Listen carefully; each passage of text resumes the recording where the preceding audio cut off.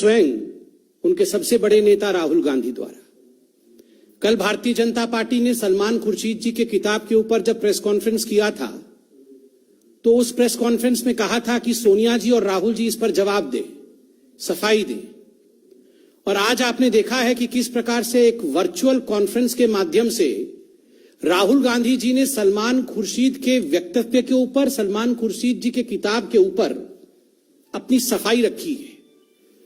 और उस सफाई में उन्होंने हिंदू धर्म के ऊपर और हिंदुत्व के ऊपर बहुत टमाटर से मारा। आपने कपिल सिब्बल जी को थोड़ा सा बुला करके प्यार से चाय पिला दी।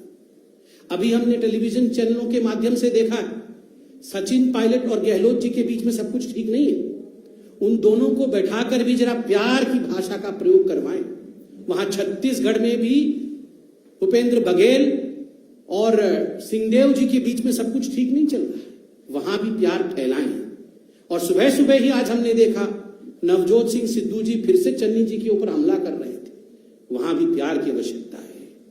मुझे लगता है राहुल जी, हिंदू धर्म पे हमला छोड़ करके आप अपने पार्टी के अंदर प्यार फैलाने की कोशिश करें।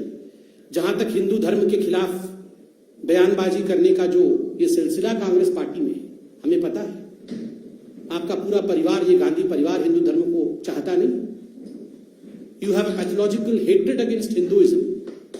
पर ईश्वर के लिए, राम के लिए कम से कम उसे प्रदर्शित तो ना करें, कम से कम घृणा फैलाएं तो नहीं। और अंत में मैं सिर्फ इतना ही कहूंगा, ये रोज रोज जो आप राहुल जी सावरकर जी के खिलाफ जहर उगल रहे हैं, गांधी वर्सेस सावरकर करने की कोशिश कर रहे हैं, महान विभूतियों को विभक्त मत करिए, उन्हें भिन्न भिन्न करके मत देखिए। इन महान विभूतियों ने हमारे देश को स्वतंत्रता दिलाई। सावरकर ने गांधी के लिए अच्छा कहा, गांधी ने सावरकर के लिए अच्छा कहा, और ये सारी चीजें पुस्तकों में लिखी हुई हैं, आप पढ़ सकते हैं। मुझे कष्ट होता है, आप महाविकास आघाड़ी उस सरकार के हिस्से में, महाराष्ट्र में आपकी सरकार है, और सावरकर जैसे हिंदुस्तान के गौरव के ऊपर, एक मराठी मानुस के ऊपर, जिस मराठी मानुस ने पूरे हिंदुस्तान में अपने ओज के कारण, अपने वीरता के कारण नाम कमाया है, आप उस मराठी मानुस पर रोज हमला करते हैं। और मुझे आश्चर्य है कि कुछ पॉलिटिकल पार्टी जो महाराष्ट्र में आपके साथ गठबंधन में है, वो आपकी बातों को सहते कैसे, इनसे सवाल क्यों नहीं करते हैं राहुल गांधी से। आज सिर्फ इतना ही कहना था। और मुझे दुख होता है जब आप अपनी इन ओछी बातों में भगवान शिव, हम सबके आदरणीय गुरु नानक देव, कबीर जी, इनको लेकर आते हैं। आपका यह कहना कि भगवान शिव हमारे विचारधारा को मानते थे, महायोगी अनंत योगी के लिए इस प्रकार के शब्दों का प्रयोग करना कि कांग्रेस की विचारधारा को भगवान मानते थे। पहले आपने कहा था ये जो कांग्रेस का हाथ है, ये गुरु नानक देव जी का हाथ है, ये भगवान राम का हाथ है, भगवान शिव का हाथ है। मुझे लगता है ये विचारों के साथ खिलवाड़ है। बहुत बहुत धन्यवाद। राहुल गांधी जी से क्षमा याचना करवाने की मांग भी रखना, अन्यथा होगा, क्योंकि यही उनका ध्येय है। ये आज जो 100, 200, 300, 400, 500, पता नहीं, नंबर भी फिक्स नहीं है उनके मन में, कितने लोगों को ये वॉलंटियर के रूप में भेजना चाहते हैं, 100, 200, 300 या 400 या 500, ये कितने भी लोग आप भेजने वाले हैं, आप इन वॉलंटियर्स के माध्यम से हिंदू धर्म के विरोध में पूरे देश में वातावरण ना खड़ा करें, भगवान राम के खिलाफ किसी प्रकार का वातावरण ना खड़ा करें। हम इतना ही कहेंगे, आपसे क्षमा याचना मांगना मुझे लगता है व्यर्थ होगा। बहुत बहुत धन्यवाद। एक प्रश्न है, आपने कहा कि ये जो वक्तव्य है ये अनायास ही नहीं है, ये जो है प्रयोग है। क्या लगता है कि आने वाले जो 5 राज्यों में विधानसभा चुनाव है, उस प्रयोगशाला में ये प्रयोग किए जा रहे हैं, और अगर ये प्रयोग किए जा रहे हैं तो ये ध्रुवीकरण अगर है ऐसा, तो वो जनेऊ दिखाने का मतलब, गोत्र बताने का मायना क्या? देखिए, इसमें कोई दो मत नहीं है, ये अनायास नहीं है, ये प्रयास है। अनायास उनके मुख से या उनके नेताओं के मुख से हिंदू धर्म के खिलाफ शब्द नहीं निकल रहे, विचार नहीं निकल रहे। बहुत सोच समझ करके ये सारा, आप देखिए, एक क्रोनोलॉजी में हो रहा है। पहले सलमान खुर्शीद बोलते हैं, फिर राशिद अलवी आके कहते हैं जो जय श्री राम बोलते हैं वो निशाचर होते हैं, वो राक्षस होते हैं। उसके बाद इन सबको जस्टिफाई करने के लिए खुद राहुल गांधी मैदान में उतरते हैं और वो कहते हैं कि हिंदुइज्म जो है वो लोगों को काटता है, वो मारता है। तो ये बहुत सोच समझकर तुष्टीकरण की राजनीति को आगे बढ़ाने की नीति है, और कोई आज से नहीं हो रहा है। ये विगत 70 वर्षों से, जब से कांग्रेस पार्टी जितने भी कालखंड में रही है सत्ता में या सत्ता से बाहर, तब से कांग्रेस पार्टी इसी प्रकार की तुष्टीकरण की राजनीति करते आ रही है। सलमान खुर्शीद के बयान के बाद भी सॉरी बट गुलाम नबी आजाद से किया था अपने आप को, उन्होंने क्लैरिफिकेशन भी दी that they don't stand with the statement of Salman Khurshid, and after that there was demand that now Rahul Gandhi at the top leadership of the Congress party should come, but then the statement of Rashid Ali came, and then Rahul Gandhi in a way has supported what Salman Khurshid has said. He has said that people who are beating Hindus, Sikhs and Muslims, they are following Hindutva. So you think the Congress party first is not on the same page when it comes to the definition of Hindutva, and secondly, what is being said by Salman Khurshid is being endorsed by Rahul Gandhi completely? No, rather I would say, what you asked was whether Rahul Gandhi is endorsing what Salman Khurshid said. I would just put the corollary over here, that in fact Salman Khurshid has endorsed what Rahul Gandhi has been saying since long. Remember, it was Rahul Gandhi who went to a foreign destination, probably London, and there he said that in fact RSS and the Hindu ideology was similar to the Muslim Brotherhood.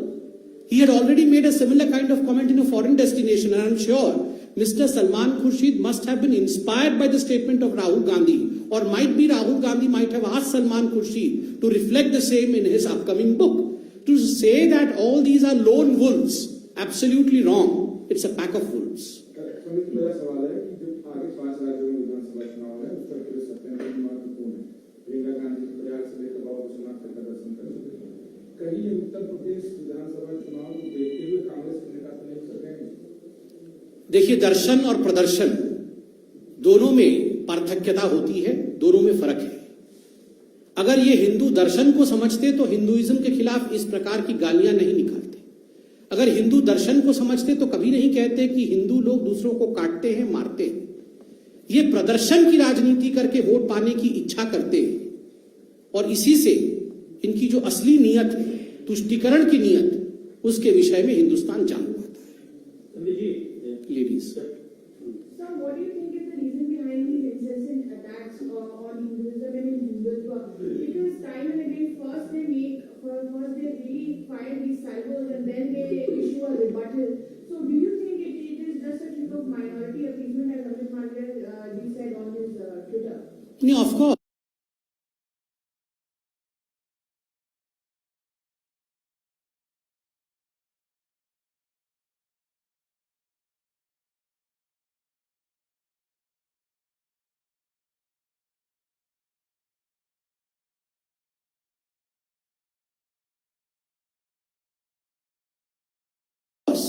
It is nothing but appeasement politics, and it has been practiced by the Congress party since so long that now it is something which the country understands.